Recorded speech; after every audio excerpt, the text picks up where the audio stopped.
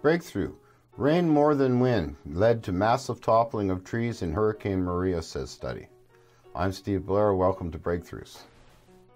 A new study says that Hurricanes Irma and Maria combined in 2017 to knock down a quarter of the biomass contained in Puerto Rico's trees, and that massive rainfall, more than wind, was a previously unsuspected key factor. The surprising findings suggest that future hurricanes stoked by warming climate may even be more destructive to forests than scientists have already projected. The study appears this week in the journal Scientific Reports. Up to now, the focus on damage to forests has been on catastrophic wind speeds. Here the data shows that rain tends to be the greatest risk factor, says Jaslyn Hall, a Columbia University PhD student who led the study. Her team identified several ways in which extreme rain might topple trees, but they do not completely understand the phenomenon yet, she said.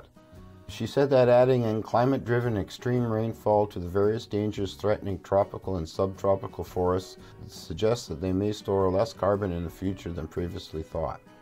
When Irma arrived off Puerto Rico on September 6, 2017, it was the most powerful Atlantic hurricane ever recorded. But the main storm passed well off the coast. It dumped a foot of rain but spared the island the heaviest winds. Forests suffered little damage. Then 2 weeks later, on September 20th, Maria hit directly with sustained winds up to 130 miles an hour and an astonishing 5 feet of rain over 48 hours in some areas.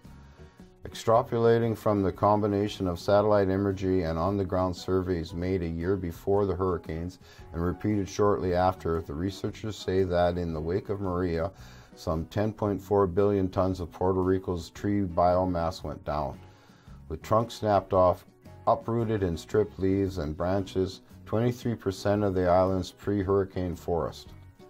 But the damage was not uniform, and the researchers sorted through the various risk factors that might account for the differences. Conventional wisdom has it that big trees high up on slopes directly exposed to high winds should suffer the most in storms.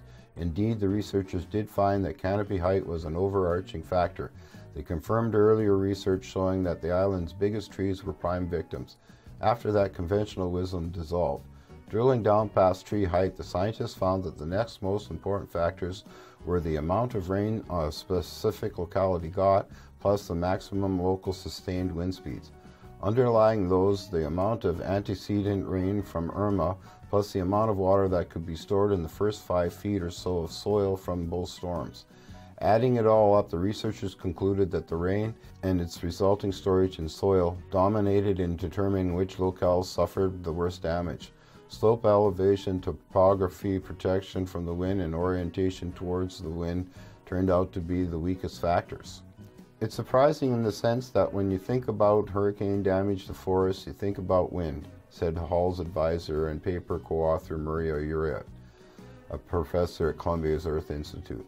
We're very aware of what flooding does to human infrastructure, but not so much to the natural ecosystem. Wow. I'll leave a link in the description to the full article, and as usual, please like, share, subscribe, and take care.